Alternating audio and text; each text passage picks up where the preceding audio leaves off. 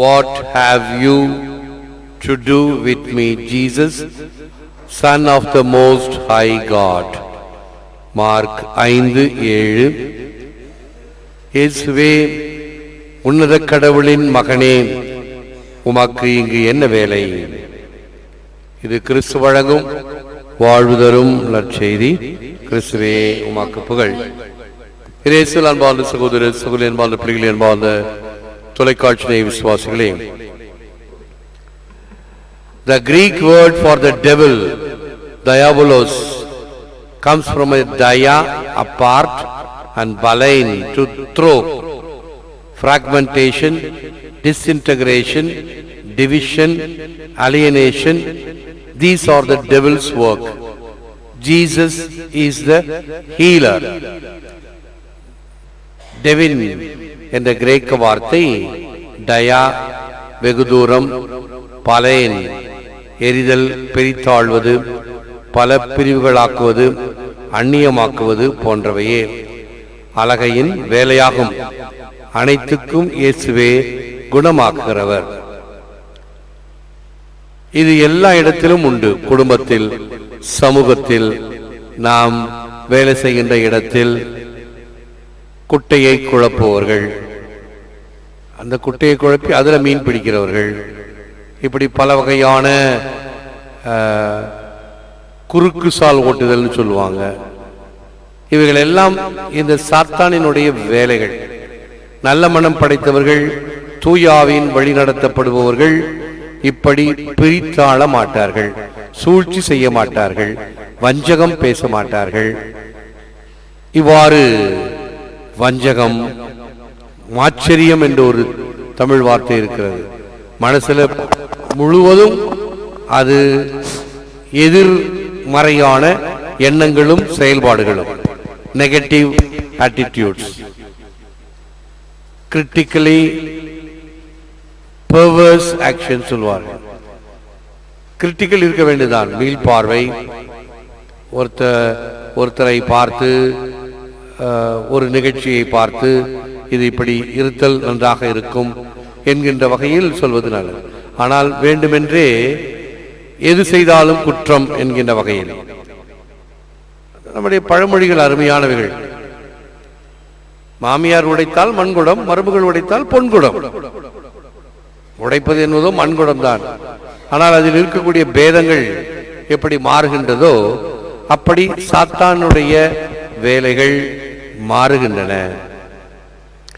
Selfishness is the deepest root of all unhappiness, your own and that of the whole world.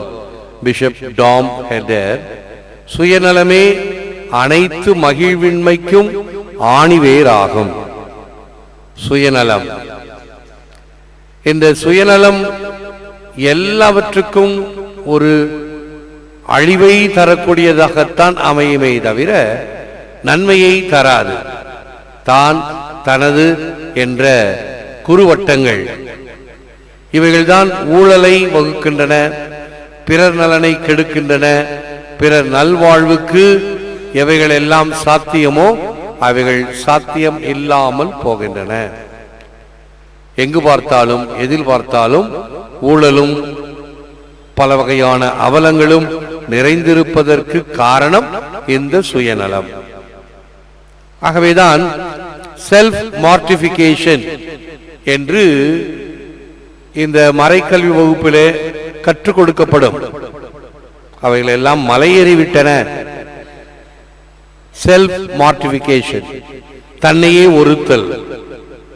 இதனுடைய அடிப்படை என்னவென்றால் சுயநலத்தை களைதல், பிறர் நலத்தை பேணுதல். ஆகவே எனக்கு இல்லாவிட்டால் கூட பரவாயில்லை, பிறருக்கு கிடைக்க வேண்டும். அது உணவோ, தண்ணீரோ, உடையோ, வாய்ப்புகளோ எதுவாக இருந்தாலும். ஆனால் இப்பொழுது தனக்கு மட்டுமல்ல, தன்னை சார்ந்த குடும்பத்திற்கு, அப்புறம் பத்தாவதுக்கு இன்னும் சேர்த்தெல்லாம் இந்த இலவசங்கள் கொடுக்கப்படுவதிலேயே பாதி நடைமுறைகள் மாறுகின்றன, தடம் புரளுகின்றன, தரம் குறைகின்றன. இலவசங்களை கொடுத்து அதனால் அவர்களுடைய எதிர்பார்ப்பு என்ன? அவர்களுக்கு ஓட்டு வங்கி வளர்ந்து அவர்கள் மறுபடியும் ஆட்சிக்கு வர வேண்டும் என்பதுதானே தவிர மக்கள் சேவை எல்லாம் கண் துடைப்பு. சுயநலமே அனைத்து மகிழ்வின்மைக்கும் ஆணிவேராகும். Go home to your family and announce to them all that the Lord in His pity has done for you. We have been called to love the world, not a question of doing but of being. Blessed Mother Teresa. நீ உன் குடும்பத்திற்கு சென்று இறைவன் தன் பரிவால் உனக்கு செய்த அனைத்தையும் அறிவி. நாம் இந்த உலகை நேசிக்க அழைக்கப்பட்டிருக்கிறோம். உலகிற்கு நாம் என்ன செய்கிறோம் என்பதை விட எப்படி வாழ்கிறோம் என்பதே. தமிழில் விட ஆங்கிலத்தில் not a question of doing but of being. என்ன செய்கிறோம் என்றல்ல, எப்படி இருக்கிறோம், எத்தகைய தன்மையராய் இருக்கிறோம்,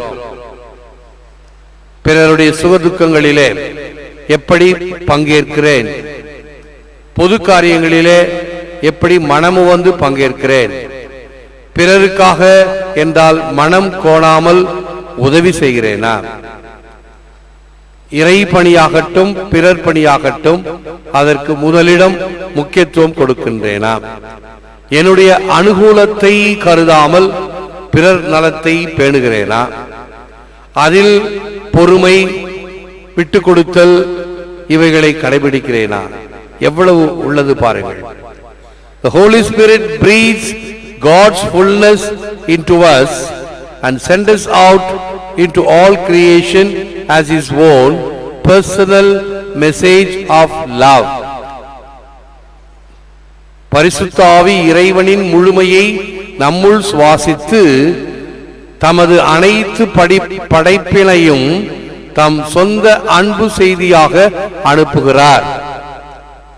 பரிசுத்த ஆவியானவர் நம்மீது அந்த அவருடைய ஆவியை ஊதி இந்த உலகிற்கு அனுப்புகிறார்.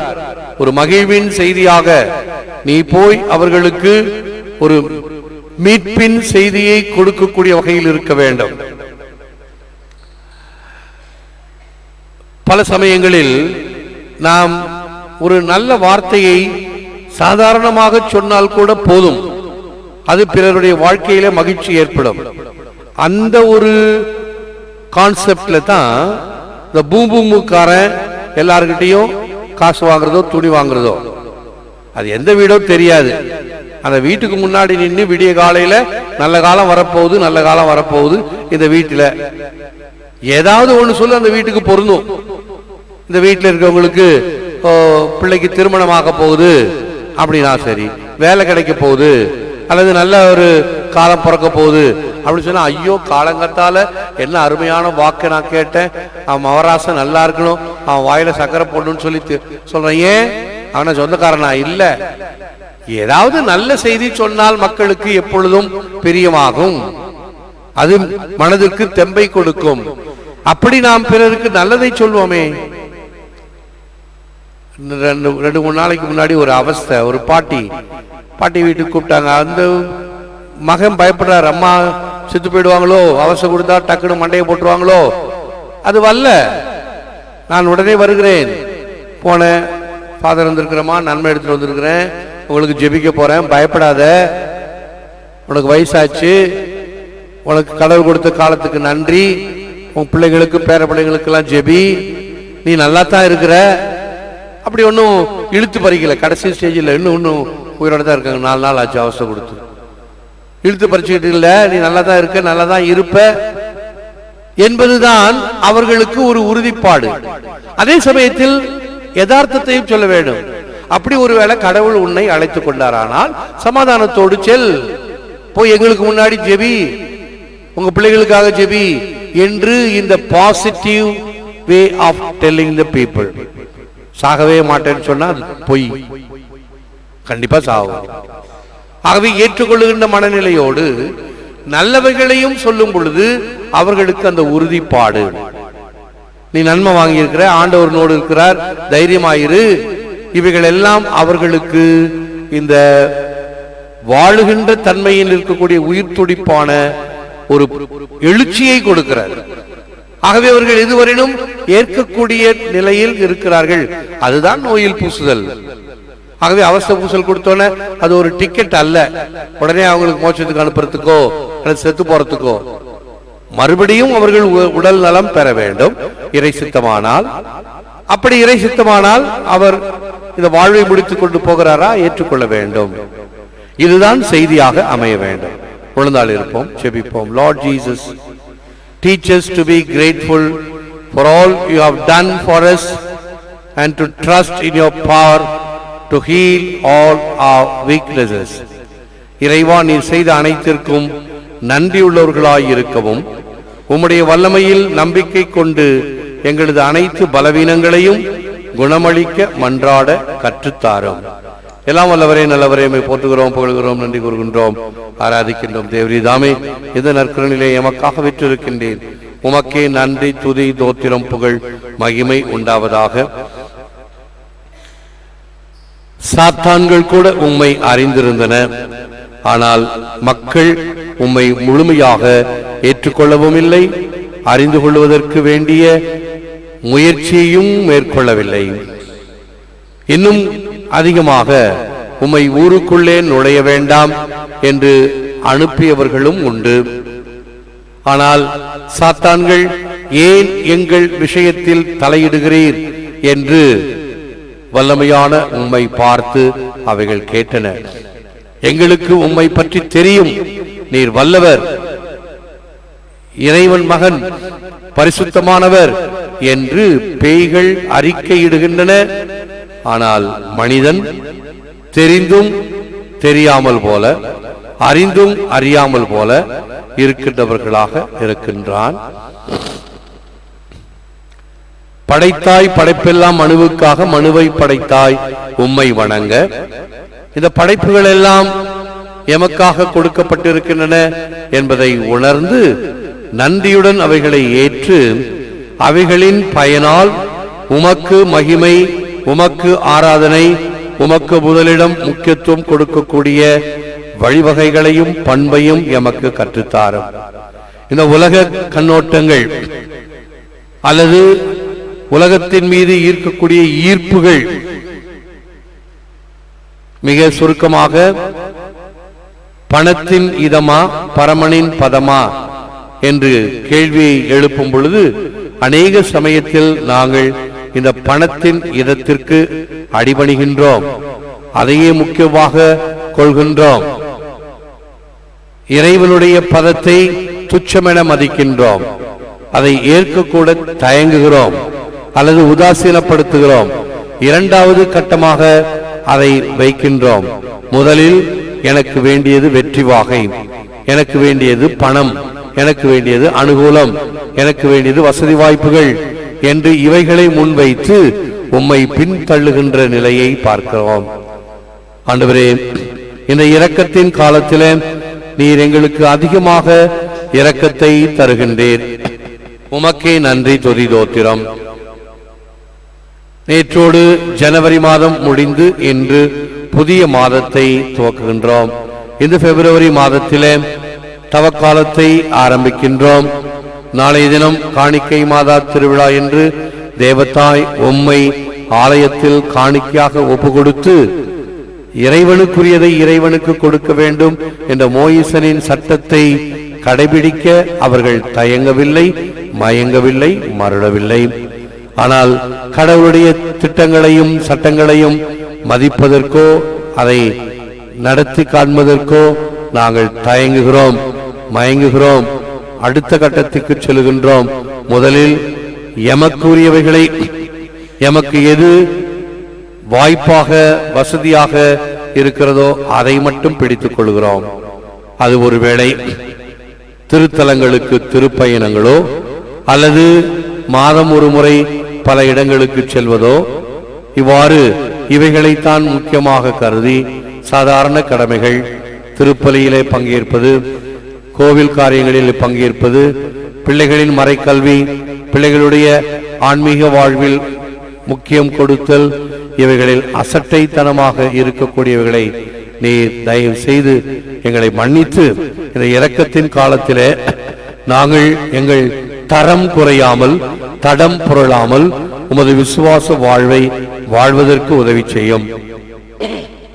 நாங்கள் மட்டுமல்ல, இன்னும் அநேகரையும் உம்மிடம் ஈர்த்து வரக்கூடிய நற்செய்தி அறிவிக்கும் பணியை செய்வதற்கு வேண்டிய ஆத்ம தாகத்தை தாரும். இந்த தவ காலத்திலே உம்மை விட்டு பிரிந்திருப்பவர்களை அழைத்து வந்து அந்த தயாரிப்பை பெற்று உம்மை ஏற்றுக்கொள்ளுகின்ற நிலையை ஈஸ்டர் இரவு பெறுவதற்கு நாங்கள் தயார் செய்வோமாக. எங்கள் ஆலயம் கடந்த ஆண்டு ஜூபிலி விழாவுக்காக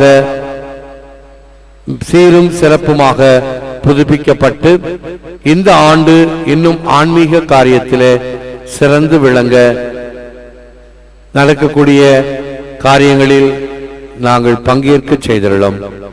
நாளைய தினம் காலையும் மாலையும் எரியும் திரிகளுடன் பவனியாக வந்து நீர் எப்படி ஒப்பு கொடுக்கப்பட்டீரோ அப்படி நாங்கள் ஒப்பு கொடுக்க எங்களுக்கு வேண்டிய ஞானத்தை தாரும்.